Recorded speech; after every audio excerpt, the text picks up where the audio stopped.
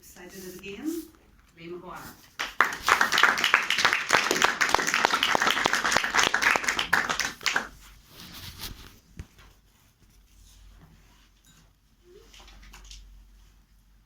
Contest Chair, do you remember that instant connection you felt upon meeting someone for the first time?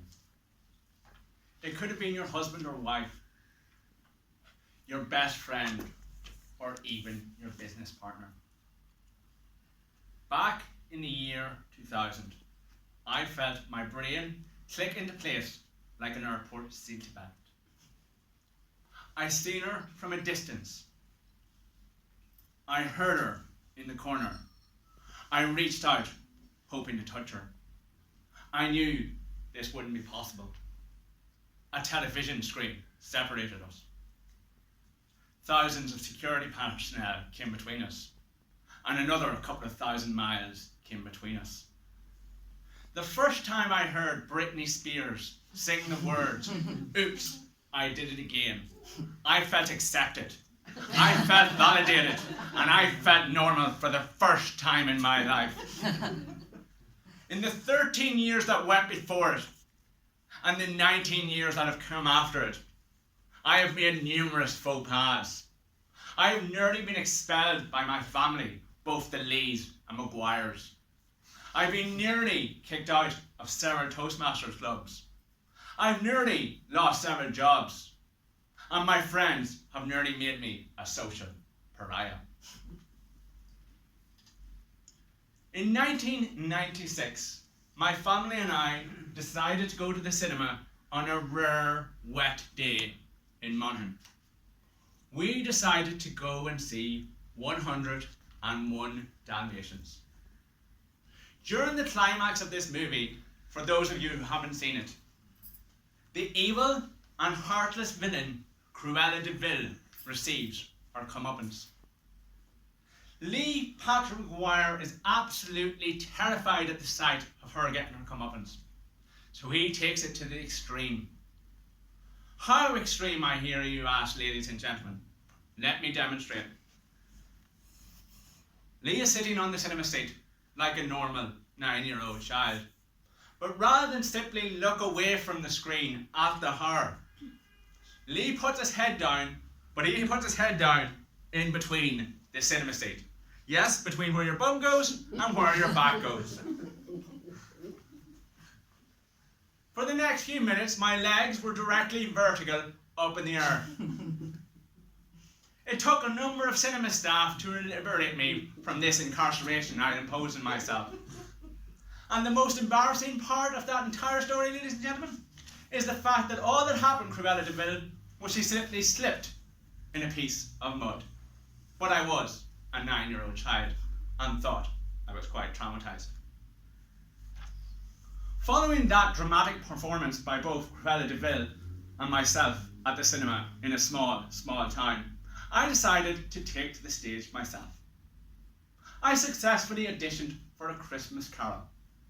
I was successful in obtaining the part of Bob Cratchit, but I turned down the part of Bob Cratchit because I preferred the role of his long-suffering wife, Mrs. Cratchit. Now, ladies and gentlemen, for those of you who have seen the film version of The Muppets Christmas Carol, Mrs. Cratchit is played by Mrs. Piggy. And stepping into the trotters of Miss Piggy is no mean feat, I'll have you know. My performance was very convincing, I was told. How convincing, I hear you ask? During the interval for the show, a lady came up to my mother. They hadn't seen each other since the school days. My mum was this lady's home economics teacher. The lady came up to my mother and said, Miss Lee, you must be so excited to have your daughter as the leading role in A Christmas Carol." My mother somewhat agreed with the lady by saying, "Yes, I'm absolutely delighted that Lee has the leading role in A Christmas Carol, but he is in fact my son." I'm not sure who felt more awkward, my mother or the student who had been reunited with her teacher. As I grew up, ladies and gentlemen, I entered the world of work. A scary world when you put your foot in it. This time last year, I was employed as an audience engagement specialist for the British Broadcasting Corporation, the BBC. My first caller, ring, ring, ring, BBC Audience Services. Lee speaking, how can I help? Hello there, I'd like to get priority access tickets for Strictly Come Dancing. The gentleman told me over the phone. Priority access for Strictly. Okay, could you tell me a bit more about your condition so I can try and get more information on the system regarding your condition? So because of their strong Scottish accent, I thought they said OCD, as in obsessive compulsive disorder. They spelled out their condition. A for Alpha, M for Mike, P for Papa. I was glad that I didn't put OCD because AMP and OCD is slightly different. They spelled out the rest of their condition. I put the letters together. A, M, P, U, T, E, E.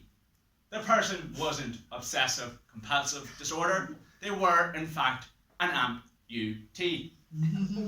All I could keep thinking throughout the entire conversation was, Lee, for the love of God, get this right. Because if you get it wrong, neither she or you has a leg to stand on. And ladies and gentlemen, it doesn't get much better. It does happen to the best of us. Recently, I returned to my beloved Iceland.